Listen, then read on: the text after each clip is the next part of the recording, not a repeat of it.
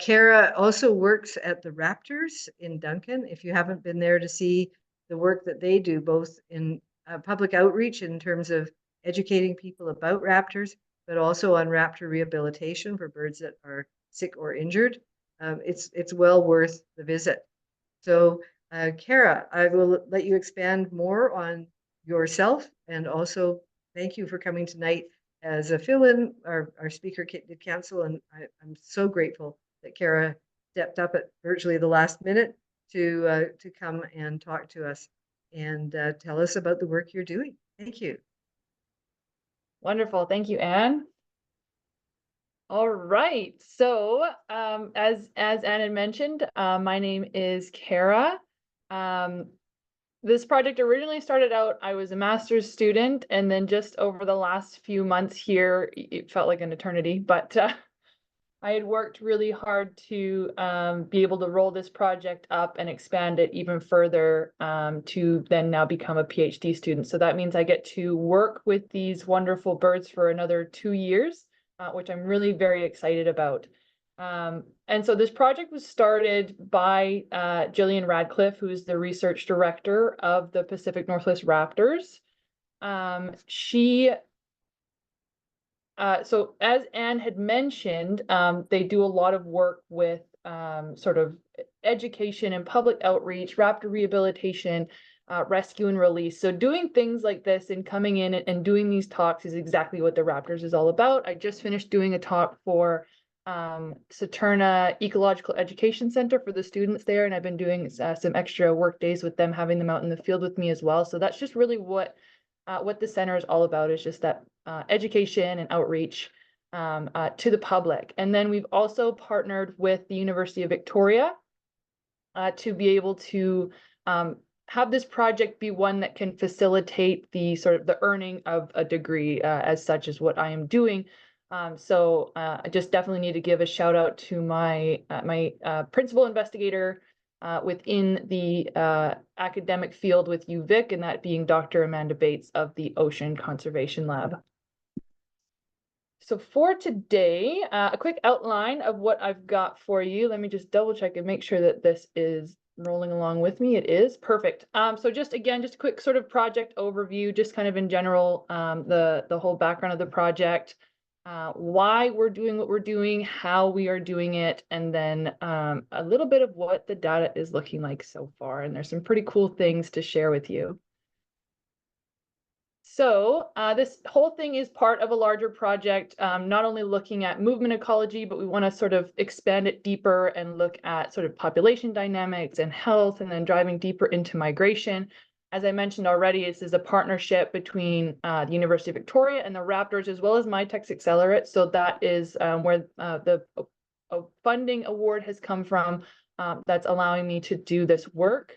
And then in addition, we've also been doing some extra work with Hawk Mountain in Pennsylvania, as well as Coastal Raptors in Washington. So we've had Dan Varland over, we've had David Barber up here with us on Vancouver Island to do some of our trapping events with us.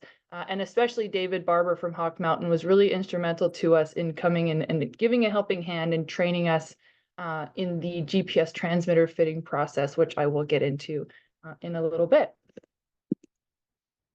So the turkey vulture, this is why we're all here today, is to talk about this wonderful bird. And I'm sure many of you, if not all of you, have already seen one in the wild. They're a very common sight nowadays on Vancouver Island. They're very beautiful and sort of meditative to watch. They're a very calm and peaceful bird to watch in flight, and I love watching them.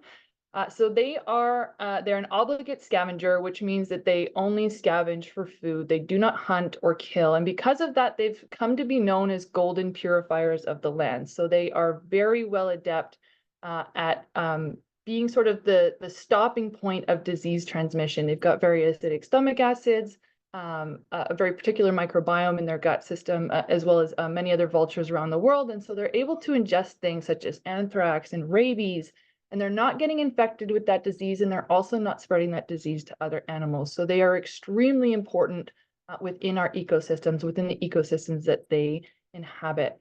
They're also an obligate soaring bird, meaning that they heavily rely on soaring flight through the use of thermals and wind lift, which I will also get into a little bit later on, because that's a very important point when it comes to discussing their migration across the Juan de Fuca Strait.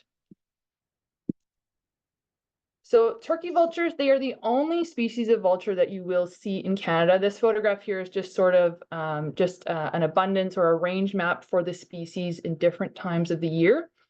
So turkey vultures are the only vulture species currently recognized in Canada. So we can see here, just sort of on the southern portions of Canada here, we've got that range expanding in. And this actually hasn't always been the case. So they've really made this northward shift in their migratory range within the past 80 to 100 years. Getting an exact date on that is a bit difficult, but there's a lot of sort of breadcrumbs within history that we can kind of use to sort of tell that story. So I really like showing this image here. So this comes from a publication by Campbell in 2005, just focusing specifically on British Columbia. So on the left-hand side here, this is a map of British Columbia from 1926 to 1935. And each one of these little black dots in here are confirmed sightings of turkey vultures in the area. So then if we move from 1996 to 2005, we see all of these black dots now, not only increasing in abundance in these areas down here, but also moving more northwards. So this is really kind of giving a really good example of that, that range extension and that population increase within the area. In addition, we also have some really great archive records from the Royal British Columbia Museum. They have actual turkey vulture specimens. So this is just a snapshot of one of the tags of a turkey vulture that was picked up in 1896 in Betcher Bay in Souk, which is really, really cool. We also have some egg specimens. So these two eggs here were picked up from Pender Island in 1910. And then this egg here was also picked up in Souk in 1951. So we do have, even though sort of records and sightings of them are pretty minimal in that time, it's clear that we already have a breeding population on Vancouver Island, even if that population is relatively small at that time. One of my favorite articles to reference is this one here, which was published in the Murrelet in 1952. We don't need to worry about reading the whole thing, but it's titled An Unusual Occurrence of Turkey Vultures on Vancouver Island. And basically it just goes to discuss in sort of October 1951, these people, who do we have here? Mr. J. Maxwell, who worked for the museum at the time, was sighting a number of turkey vultures, so about 125 to 150, sort of passing overhead in the James Bay area, and then seeing another group about a day later. And so the big point here is that these movements and seeing these individuals sort of represents a larger than previously suspected number of breeding individuals on Vancouver Island back in 1951. So even at that time, even 50, well, I guess it's 75 years ago now almost, even at that time, they were still considered an unusual occurrence in this area, when now it's, you know, they're so common, and it's pretty much a guarantee that you're going to see them almost wherever you go. So looking here, this is a graph just showing from breeding bird counts, just to also really highlight that sort of time frame of the years that we're talking about with that sort of index of abundance. And so, yeah, even if we're starting back here in 1970, relatively low records, low abundance levels there, and then we're really getting those increases moving up into 2020. So this is just to sort of represent that sort of background history of turkey vultures in the area and why we are studying them at this point in time. So there's been a number of articles that have been published on turkey vulture ecology and migration, mainly really focused on the west coast of North America and central North America, and pretty much nothing in the western provinces. There was one other study published in Saskatchewan in 2011. So this study here represents the very first deep look at turkey vultures in British Columbia when it comes to things such as their movement ecology in the area. And that is why we are doing this work. They are an abundant species, which is one of the best times to really study and understand a species. It's really shocking how understudied this species is and how many gaps there are in our knowledge, especially in this area. And especially when you think about many vulture species around the world, which are facing very real threats and really dramatic population declines in the last 10 or so years. So having a vulture species in Canada that seems to be doing so well, seems to be heavily adaptable, really makes this a very important and very fun species to study. So what are we trying to learn? For my PhD, obviously there's a lot more in-depth questions than just the two that I'm presenting to you here, but for the purpose of this presentation, we don't need to get too deep or too heavy into it. The big two things that we're really wanting to know is how are turkey vultures utilizing the habitats here on Vancouver Island, as well as some of the Gulf Islands, and then how are they migrating off of Vancouver Island in the fall? So this seems to be a very daunting undertaking for them in order to make this migration in the fall. So we're really interested in that. So first, before we can study them and look at their movements, we first have to trap them, and we are fitting them with GPS transmitters so that we can follow their movements as they come and go on Vancouver Island, down south, back and forth again.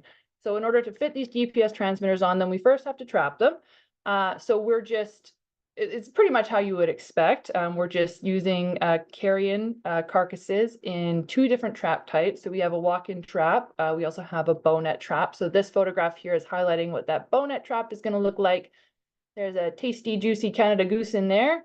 And then this bow net is just sort of being hidden underneath some hay there. And then when the vulture walks in to eat that, we just hit the trigger, and then the bow net's going to kind of just close right over top of them.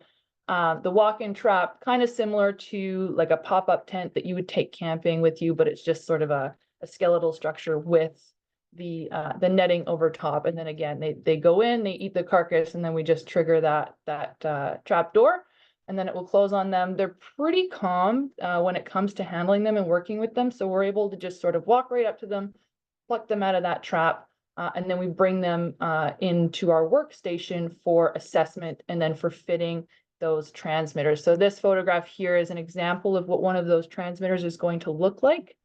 So it is a solar powered unit, which means that the battery can continually be recharged, especially for a species that can often be called a solar powered bird. Having a solar powered unit is very fitting for these animals.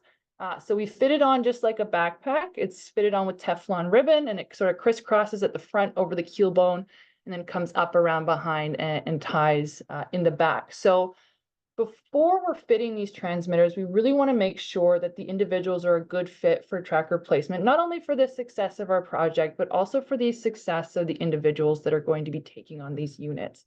So the big one that we're looking at here is body condition.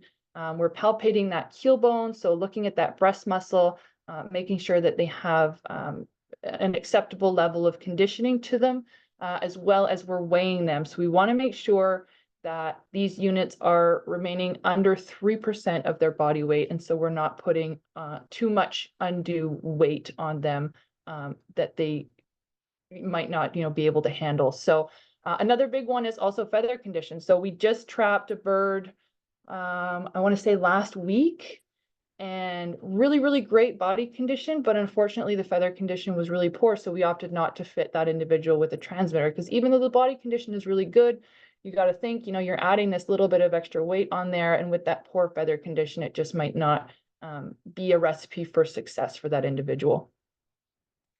And so we're fitting on these units. Here's another example here. So the Teflon ribbon is just sort of going to be slotting right into the shoulders. And then again, it's tied around the back. We then sew it on there. That little card there is just there to protect the body of the bird. So we're just sewing the two ends pieces together, and then we fit it and glue it with epoxy afterwards. And then we release that bird, and then we wait not so patiently to get our data, because it's always very, very exciting, especially when we release a new bird, to just see immediately, where are they going and what are they doing. So how these transmitters work is that it's using it's using satellites to collect GPS location as well as speed and altitude at a determined fixed rate. So we can change it however we please, whenever we please.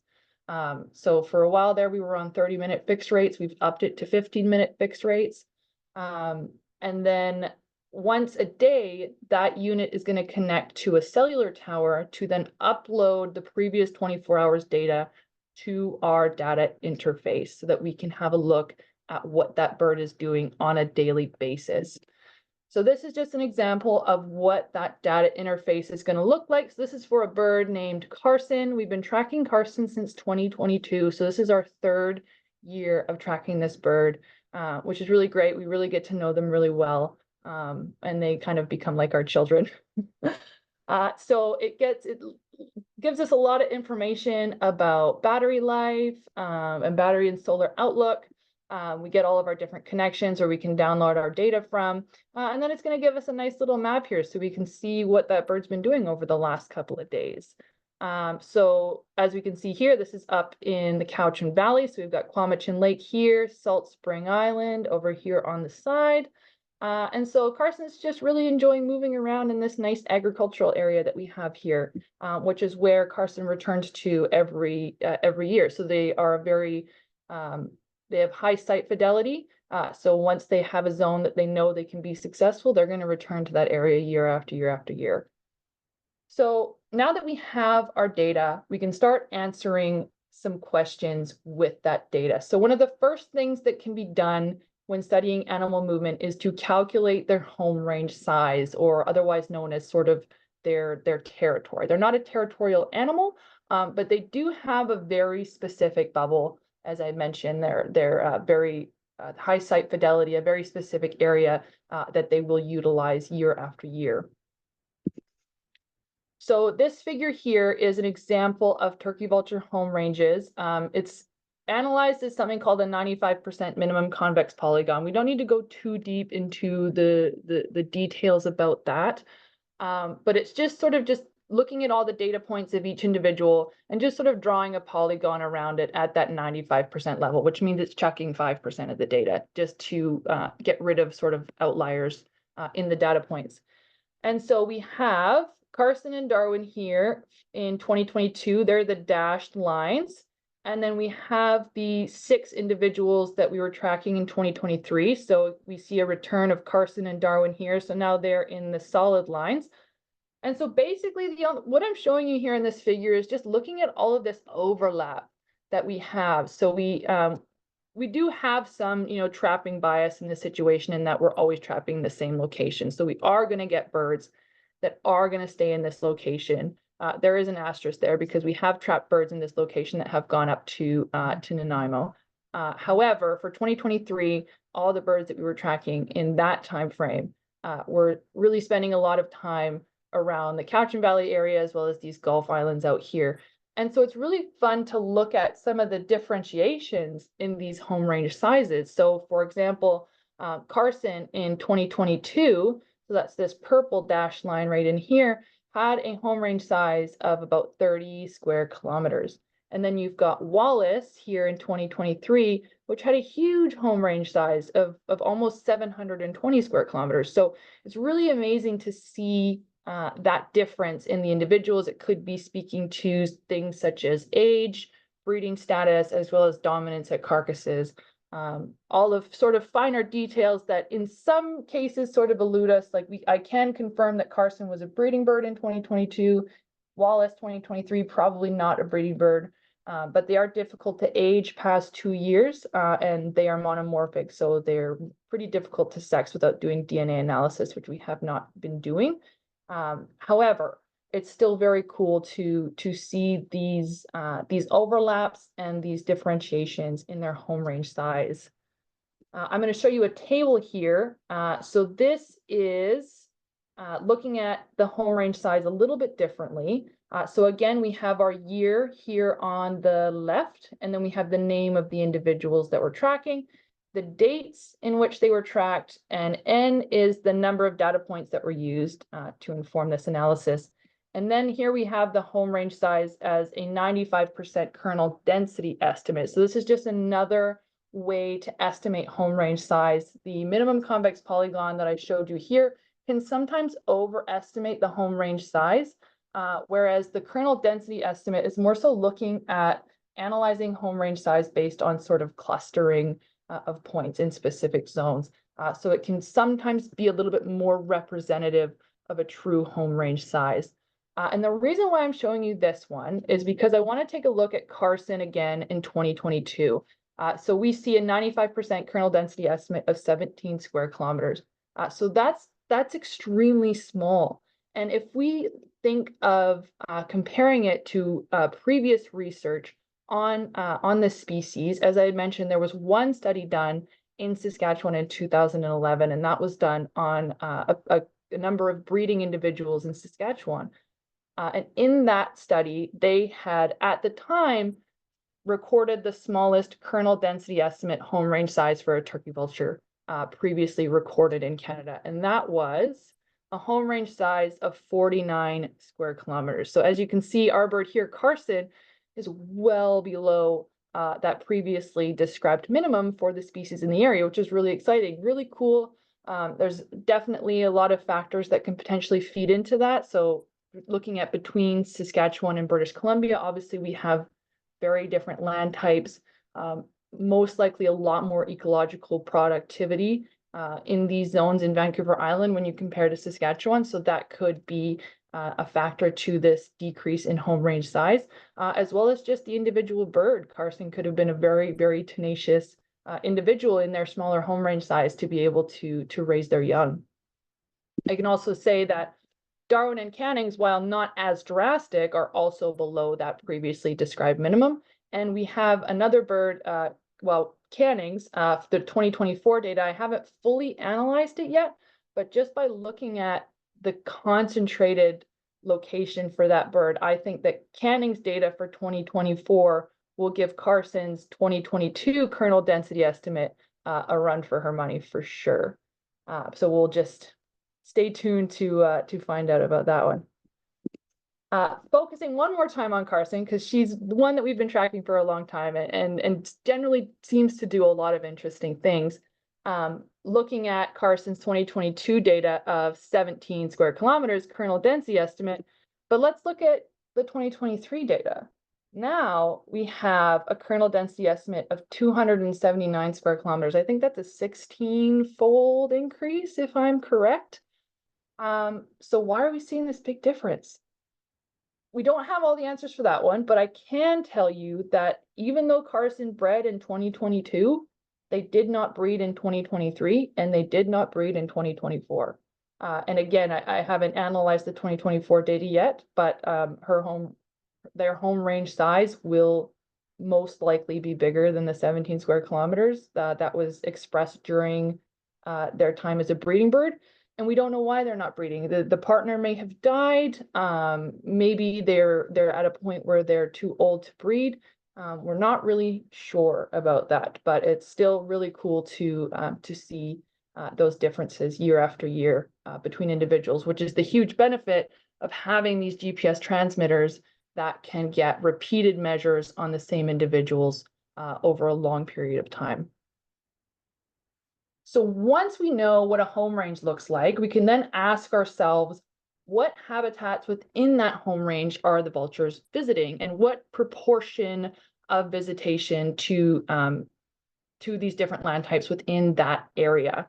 So that's what I have represented here in these pie charts. So this is basically just looking at sort of a proportional representation of where the data points are occurring based on how much of each land type is available to them. So it's a very sort of a broad assessment of habitat usage. And again, moving forward with my PhD work, I'm going to be diving into this a little bit deeper and using some very specific modeling techniques to sort of draw out more information. But this is a really cool sort of just big picture image. So each one of these pie charts is representative of the sort of proportional habitat usage for each individual. So this is Aldo, this is BB, this is Canning's, and so forth. And then we have our land types here on the side. And so we can see some interesting variation in these individuals, much as to be expected. We do know that this is a very adaptable species, both at the population level and the individual level. We have Wallace and Cannings and Beebe all seem to spend a larger portion of time within those sort of coastal areas, within sort of 100 meters of a coastal zone.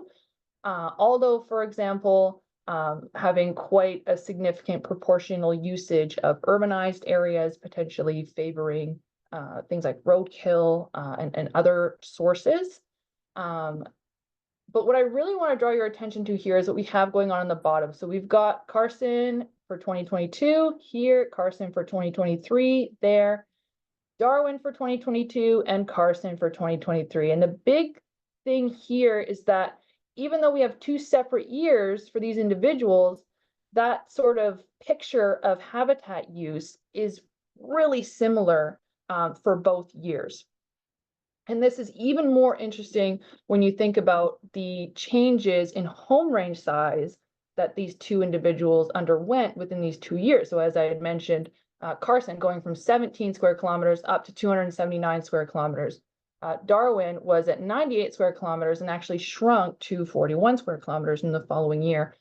So again, we're going to be diving deeper into this, but it is potentially showing that there's maybe some very specific focal zones that these individuals favor frequently to sort of drive the sort of repeat representation of habitat usage within their home range sizes.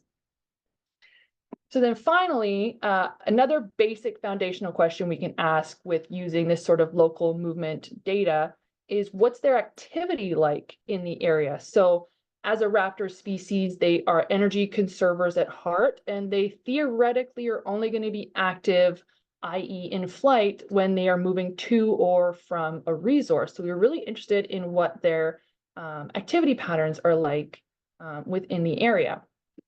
And so that's what we have here. So this is just focusing on the 2023 season. So each one of these plots is, again, just like for the pie charts, representative for each individual. So again, we've got Aldo here, Beebe, Cannings, Carson, Darwin, and Wallace. On the x-axis here, we have the date of the season. So this is while they are on Vancouver Island during the quote-unquote breeding season. So from April to October for everybody. And then on the y-axis here, this is the percent of time spent in flight.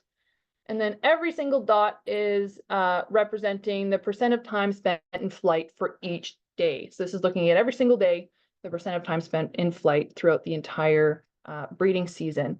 And so I've put in a linear model in here just to look at the trend in activity. And while, yes, there is scatter around these trend lines showing some day-to-day variability, overall, we saw a really interesting downward slope, which is sort of signifying a decrease in activity as the season progresses. So we've got our slope values here for each individual, all of them falling as a negative slope value. And then we are seeing a statistically significant trend in most of these individuals. So that's going to be Aldo, Carson, Darwin, and Wallace. We are getting values that are statistically significant in the decrease of their activity throughout the season. BB is only sort of just on the border of significant. Canning's not so much, but I think we're only seeing that because these two individuals were trapped later in the season. So we don't have this back data to really properly inform the analysis to really give us a true answer on whether or not this negative trend is significant. But it's still really, really cool to see. We can use some of our knowledge of the biology of this species to try and explain what's going on here. So at the beginning of the season, they're just arriving onto Vancouver Island. And for some of these ones that are breeding birds, they're going to be moving around and looking for possible new nesting sites if they're just beginning to nest or thinking about nesting this year, finding partners, meeting up with partners. They do a lot of pair bonding flight at the beginning of the season. And then as we get to mid-season, we've got individuals that are potentially sitting on and incubating their eggs, which is going to decrease their activity. And then when they're up rearing their young is sort of also at the time when a lot of other animals are sort of rearing their young, and those young are dying. There's more tourist activity, potentially more roadkill. There's agricultural activity going on, which means there's available food there. So they might not have to expend as much activity to find food. As well, they are a shared partnership between two individuals when it comes to finding food for their young. And then at the end of the season, it could potentially be having to do with if they're undergoing any sort of a molt before migrating, or just generally hanging on to their energy reserves while they prepare and wait for migration to begin. So we thought that this sort of trend in a decrease was really, really cool. It's not something that we actually expected to see. And activity rates in terms of turkey vultures hasn't exactly been looked at in this way before. So all of that, very cool. Now, one of the really cool side effects of having GPS tracking data on our individuals is that we've actually been able to locate several nesting sites. And while it's not exactly something that's part of my PhD work, we're still working really hard to collect data on this because it can obviously be used for future use. So through following the GPS tracking data, like I said, we've been able to find turkey vulture nesting sites. For anybody who doesn't know, turkey vultures, they don't nest in trees, they actually nest on the ground. So they're going to find somewhere that's safe, protected, in a sort of a rocky little alcove such as this one here. So we've got these two adult turkey vultures here, and right in that little cave right there is where they're going to sneak in, and they're going to lay their eggs, and they're going to raise their young in there. In places like Saskatchewan, they'll sometimes opt to use abandoned buildings. So anywhere that's sort of far removed from human presence, but also provides a level of protection from predators. And so when we find these nesting sites, we are setting up cellular trail cameras. So that way we don't need to be continually going in and disturbing the nest site. We get all the pictures sent to our phone on a daily basis, and it gives us updates on battery life and SD card space. So we're not entering the nest site unnecessarily. So the first nest site that we found came from Carson, one of our first birds that we tracked in 2022. And when we deployed their transmitter, we started to lose data points. And we were really confused as to why that was happening. Again, we were learning at this stage. And so we thought that maybe this was tracker failure. We were really bummed out because this was the first of only 2 that we had deployed that season. So we weren't really sure what was going on. And so we kind of thought about it a little bit more. And we were thinking, okay, these are GPS units. They need a satellite to get this data. And if something's interrupting its ability to connect to the satellite, what would that be? The only thing we could think of is that if they're under a pile of rocks and that signal can't get through to the satellite. And that's exactly what it was. So it was about mid-July that we sort of were able to get out there and find this nest site. It was, I feel like almost a stroke of luck. If that young chick wasn't sitting outside of the nest site at the time, then I don't know if I would have found it. It is this nest site right here in the picture. So as you can see, it's very, very small and very well hidden. So anyway, so we were lucky enough to find it, went out, purchased a number of cellular trail cameras, set one up, and within 30 minutes of setting up that trail camera, I got this video here.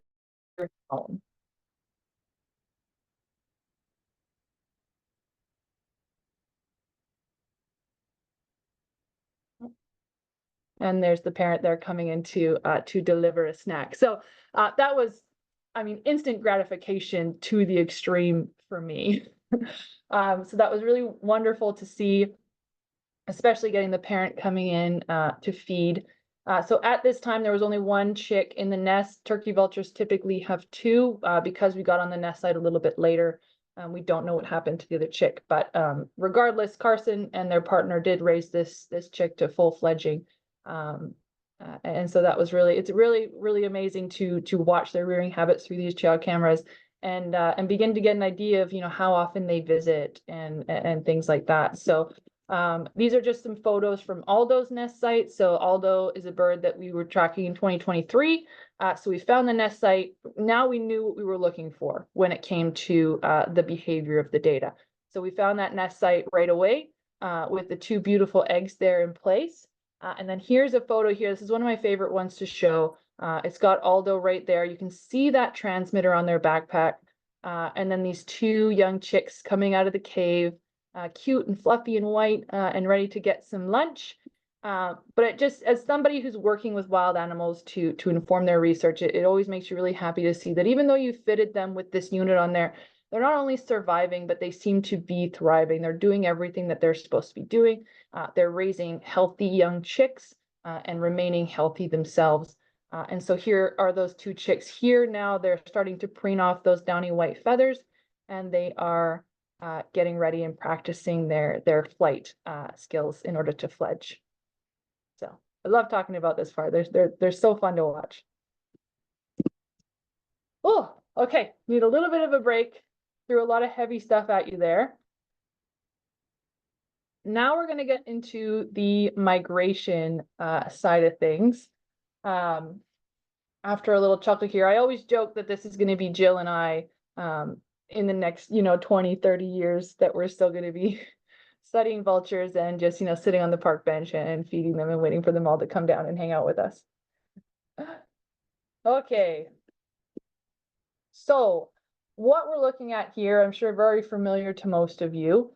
This is a photo of the Juan de Fuca Strait. So this was taken at East Souk Regional Park, one of the southernmost tips of Vancouver Island, and it's looking across the strait to the Olympic Mountains on the Washington coast. So this is the crossing that turkey vultures have to make in order to reach the continent and continue their migration south.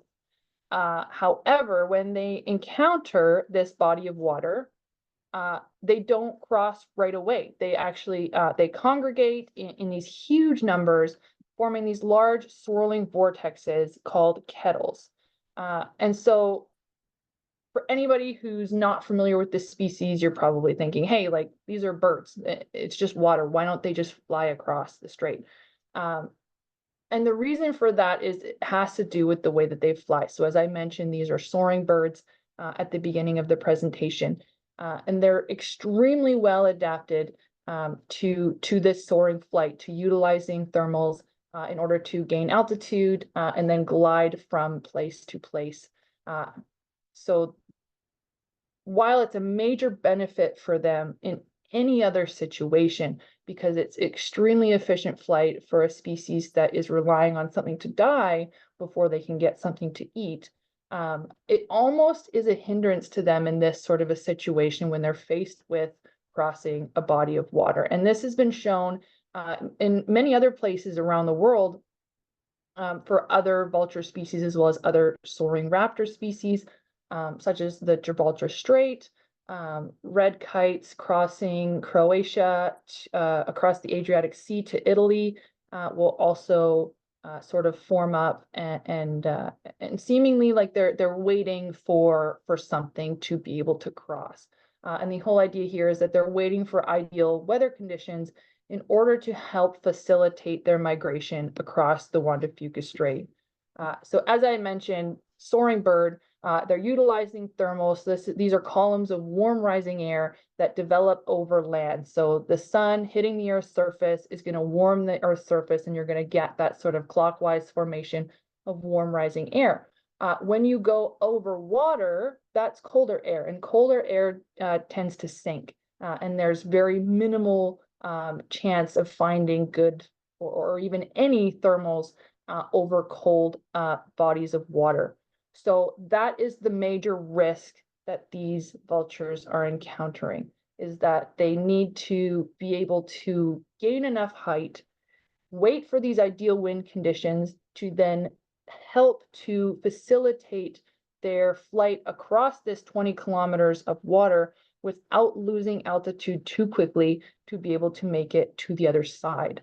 And like I said, there are other places around the world where this occurs, and it has been studied for a number of other species, but it has not been studied within this geographical region before. And so that is what we are trying to do here, is we're trying to identify what weather conditions these turkey vultures are utilizing in order to make this crossing. So to inform our analysis here, we are using the tracker data from our individual birds, and we're also doing ground observations from Eastern Regional Park and watching over the bay to Rocky Point to watch all of these large kettles and all the activity that they do, all this moving back and forth. They do a lot of sort of venturing out over the water past the point, and they will go quite a ways out there before they decide something out there isn't quite right, and then they will turn and come all the way back, and they will try again. So using ground observations, I've got quite a fair-sized volunteer team working with me this year so that we can be on the beach pretty much every single day, barring a day like today where it was very wet and not conducive with soaring flight at all. Just to really try and see as many of these crossing events as we can to get as many data points in terms of the timing that they are making this migration. So what does a crossing look like for these turkey vultures? Well, thankfully, because we have GPS transmitters on a number of these birds, we can visualize that. So let's just start with a single individual. And again, I'm just going to be talking about the 2023 data, mainly because for 2024, we've only had one of our birds cross to this point. So we don't have any of the new data to work with probably till the end of next month. So anyway, so this is a tracking or a movement track from a bird named Aldo. So we've already talked about Aldo a bit earlier this evening. So Aldo made the crossing from Vancouver Island to Washington on September 25th at 3 p.m. So we can see that Aldo did spend some time over Rocky Point and then crossed the bay and actually initiated their crossing from Beachy Head. And we do notice that there is a lot of sort of play between these two locations. And then they made the crossing here, landing in, I believe this is Freshwater Bay in Washington. And so let's make this a little bit more complicated, and we can look at the crossing tracks of 8 turkey vultures from 2023. So we have all of our individuals listed here in the legend and the dates in which they crossed, and then they're all color coded so that we can see their individual tracks. So as we can see, we've got a bit of a spread between the crossing dates. So Mendez here, September 24th, all the way to Carson, who crossed on October 10th. And so we can discuss some of these parameters that we've been seeing. So at this point in time, a lot of my work for the master's portion of this has been just sort of on the descriptive side.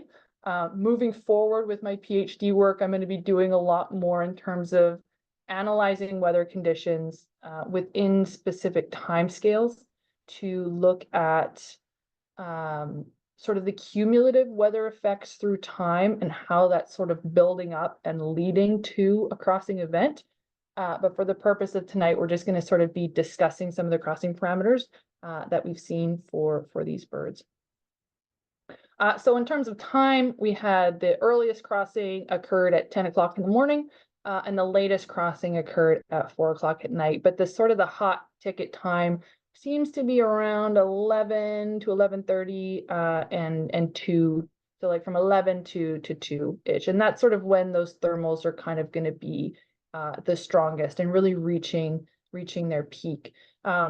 The individual that crossed at 10 o'clock in the morning, that was Mendez. That's a juvenile. That was our first year tracking that individual, fledged that year. As well, the individual crossing at 4 o'clock at night, that was Mesta, also a juvenile. So I think that there can sort of maybe be outliers in those situations because they're juveniles, and the juveniles seem to do a lot of crazy things, which I will get into in a little bit near the end of the presentation.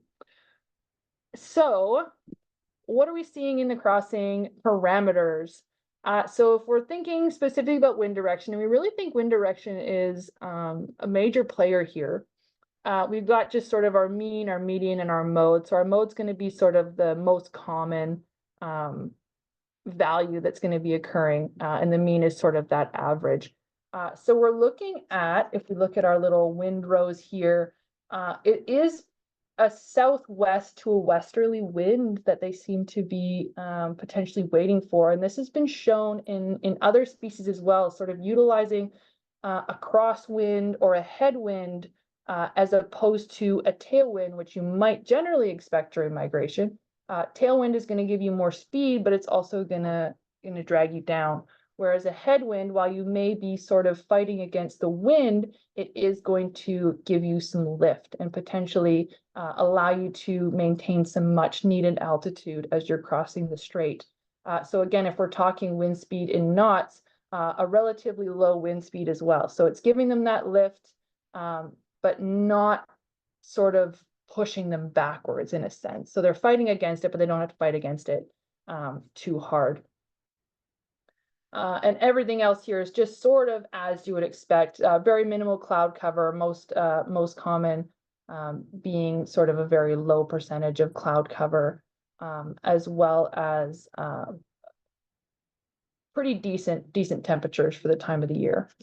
So this is just a little windrows that's just, again, highlighting the direction in which the wind is coming from for the crossing events that are occurring. So each of these little dials is the wind direction during a crossing event, and the color is just sort of representative of the wind speed. So blue is sort of a 0 to 1, green is 1 to 2, 2 to 3, and then 3 to 4. So we did have 2 individuals here that crossed under a little bit of a quicker wind speed. I think if I went back and looked at that, I think that would probably be the juveniles, because like I said, they seem to do some risky and interesting things. But just to give you a snapshot of sort of that wind direction that it looks like they are utilizing in order to make this crossing event. But of course, as I said, even though wind direction seems to be kind of a major player, it's really cool to see that there's so many other things that need to go right as well. So you may have proper wind direction, but what if you have really high cloud cover and really poor thermal production? What if you have the proper wind direction, but it's coming too fast? The proper wind direction, but wind gusts are way too hard, so it's going to throw you off course. So there's a lot of really interesting things that really need to slot into place in order to make this crossing a reality. And like I said, there's a lot of movement over the water and then coming back. So there's a lot of decision-making process there.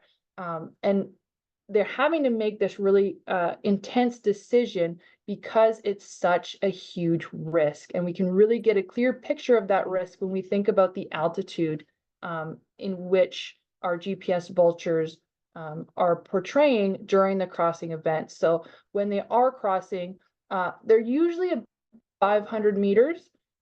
It seems to be somewhere between 400 to 600 meters in which they can cross. It doesn't seem like the topography in the area is conducive with producing thermals any higher than that, which I also think is a big player in terms of finding the proper weather conditions. Because if they could get, 1,000, 1,500 meters in the air, then I don't think it would be as big of a risk. But because it's very difficult to build really high thermals in the area, that's sort of something that's almost working against them in this situation.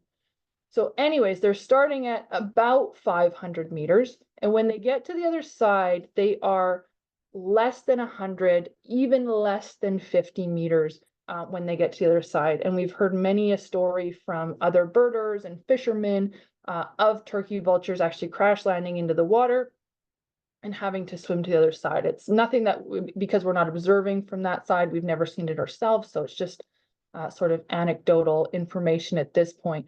But looking at the altitudes of the GPS data, it really lets you know that they do really need to get this crossing right because it can be a big risk for them. So on this map, and anybody who's seen my presentation for Rocky Point knows where I'm going with this one. So on this map, we have 8 tracked turkey vultures. But in 2023, we tracked a total of 9 during the crossing event. So we're missing one on this map. And the reason why we're missing one on this map is because they have a map of their own. So this individual named Cannings didn't actually use the strait crossing, the crossing of the Juan de Fuca Strait, in order to make that southern migration. They spent their summer up here on Salt Spring Island. They did travel down to Souk, to Rocky Point for the day, and I guess didn't like the conditions that were going on there, traveled back up the Saanich Peninsula, back to Salt Spring Island, and then island hopped across these Channel Islands into Puget Sound. So again, this is something that we've heard of, suspected that, you know, turkey vultures are using alternate routes. We don't know what proportion of the population are using these alternate routes, but being able to see one of our GPS birds actually do this was really, really exciting for us last year. And it's sort of all just kind of things that really keep this project so, you know, alive and ever changing and interesting. You know, it really raises questions in, you know, how does this individual know about these Channel Islands? Was it something that was taught to them by a parent? Will they teach it to their young? Will they use this migrational route in the future, when clearly going down to East Souk is known, it's in their ecological memory to do that. So all these questions, which are really, really cool. And so when I did the presentation for Rocky Point in February, that's as far as I went with this. And I don't have any new information on the fall crossing. However, I thought it would be really cool to look at the spring crossing, because in that situation, we are seeing some cool things with the two juvenile individuals that I had mentioned previously on the crossing events. So this map here, I just quickly made these ones today.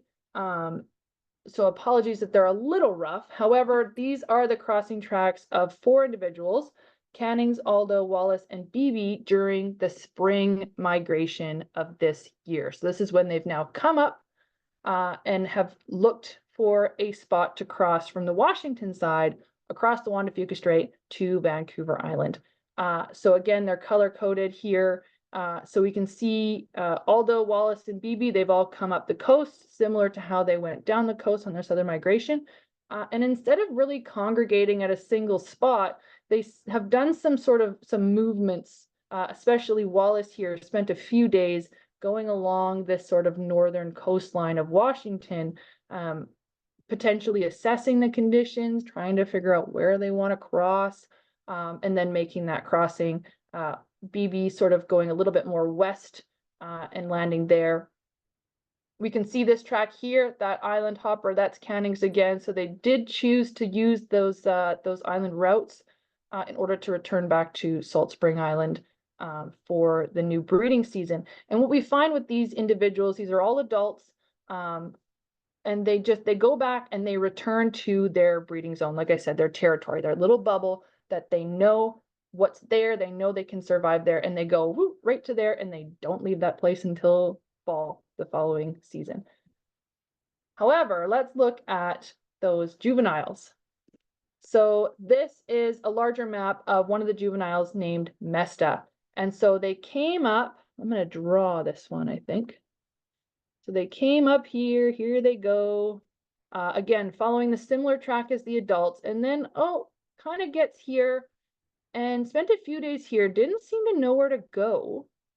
And so started to explore a little bit, went up through Vancouver, all the way over here, Campbell River, down, across, onto the island, hung out a little bit, sort of Port Alberni area, came to my neck of the woods in Lake Cowichan. I was really excited about that. I was hoping they would stay and hang out there for a little bit.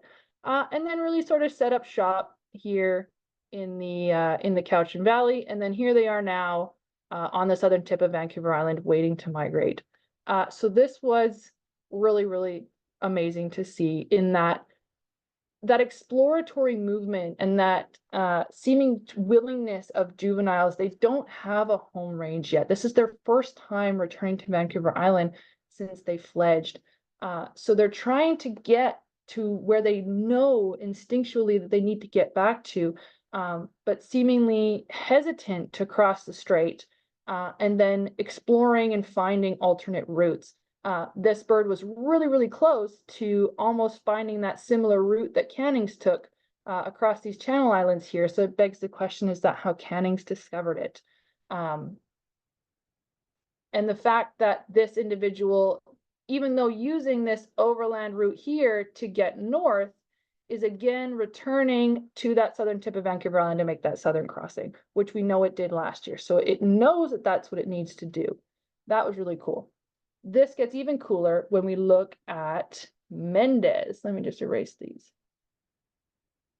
Now, Mendez did almost the opposite. So Mendez is coming up here, coming up, gets to the northern coast of Washington. Again, seemingly unsure what to do, hangs around here, does some stuff, this and that, spends some time here, crosses over to Port Renfrew, goes up through the island, and then spent all of its summertime, again, a really sort of wide-ranging and nomadic sort of movement in all of these areas in the Strait of Georgia. And then down now, using the mainland route to migrate south.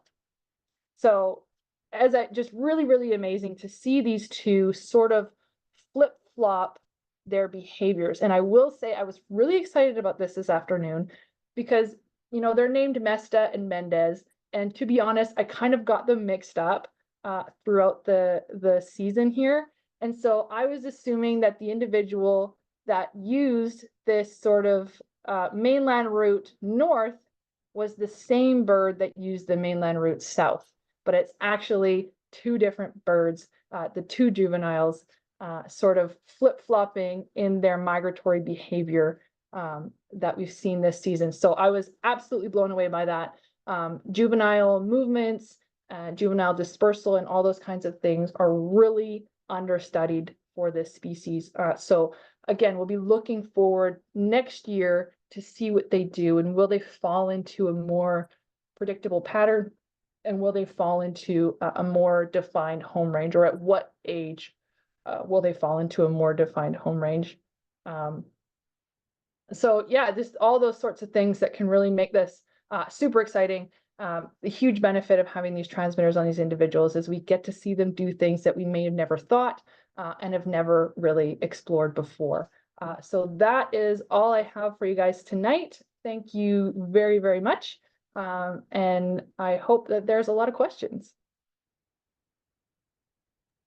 That was amazing, Cara. That very cool graphics of those individual birds too. And I can imagine how excited you were when you saw them. So I called I have a couple people in the room here, so I'm just going to ask them first if they have any questions.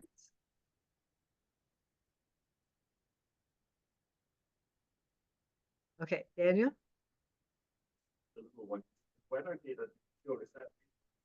Oh yeah, so the weather data that you showed, where was that sourced? Did that come from Race Rocks or somewhere else? That was sourced from Medium.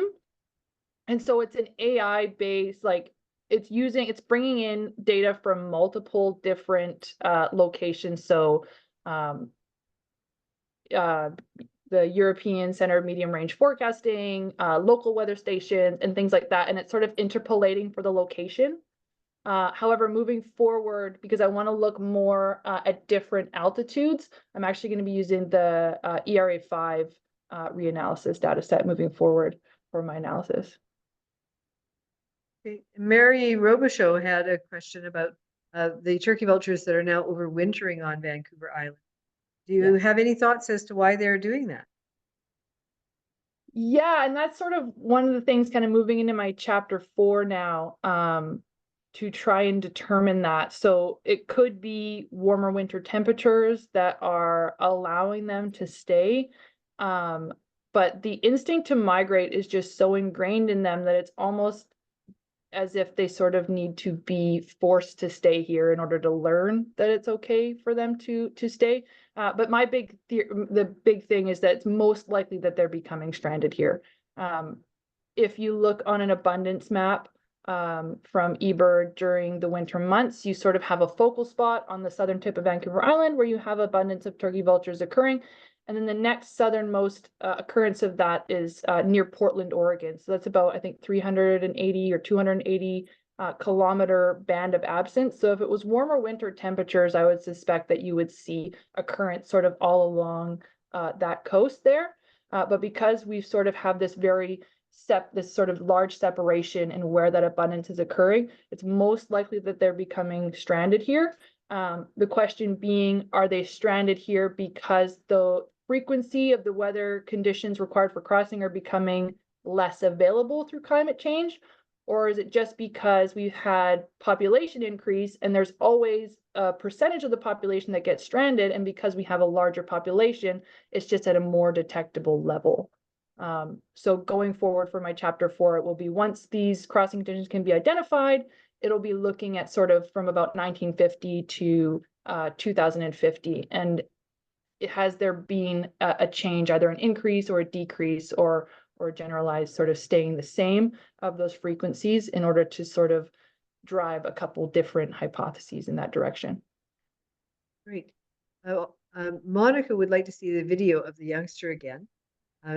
While you're possibly looking back to see if you can go back to that, Don Kramer asks, how far south do our vultures go? And do they establish another home range in the south? Yes, so the ones that we've tracked have gone, one of them, Wallace, the furthest they went was almost to Guatemala, and that was the furthest. So we have a couple that stay around Hermosillo in Sonora. There's a few that hang out in Sinaloa. Carson goes to the southern tip of Durango, and Wallace went almost to Guatemala, not quite all the way, I think to Guadalajara, if I'm correct.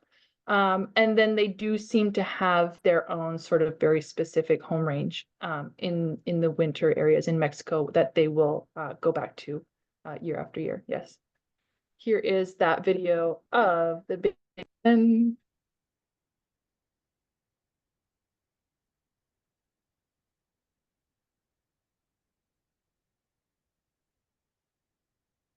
Very cool. Awesome video. Yeah. Are there any other questions? Going once, going twice. Well, oh, Daniel has another question. Well, maybe a comment.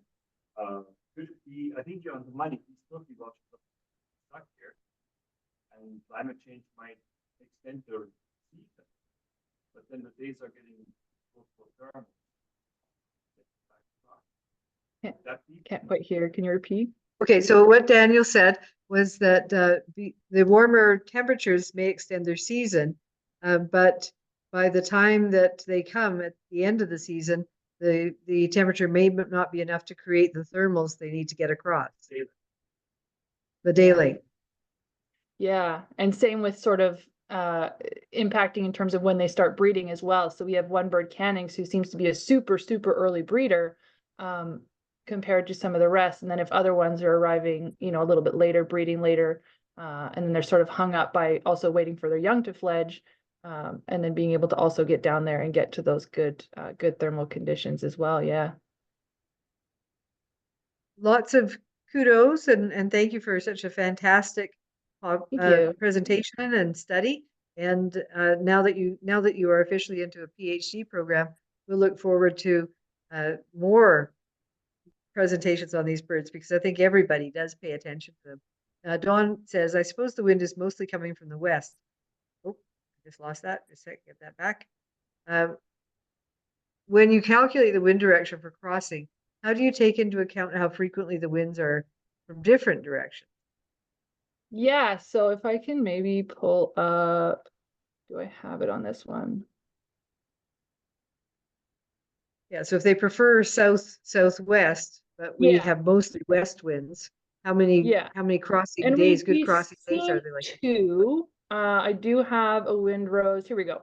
So this is the windrows of sort of the conditions under which the crossing events have occurred, and this is the windrows of the sort of predominant wind directions for September and October of 2023 between the hours of 9 a.m. and 5 p.m. So that's what we're seeing. So I have windroses from 2023 all the way back to, I think, like 1950 or something like that. And this is sort of the spread that you're seeing year after year, but of course there is some variation in that. So in some years we will have, I believe, I don't have that one, but in 2023, so for example, 2023, I think it was like a 50 or so percent occurrence of that sort of southwesterly wind. In 2022, I think it was only a 43% chance. So there is a bit of a reduction there. So year after year, there is some variability. And again, this has sort of been hidden at as more of a descriptive sense. And so then moving forward for the work, PhD work, will be looking at sort of cumulative weather effects on different daily scales, both hourly and daily leading up to this, and then looking at a historical look at the frequency of the occurrence of those conditions through time.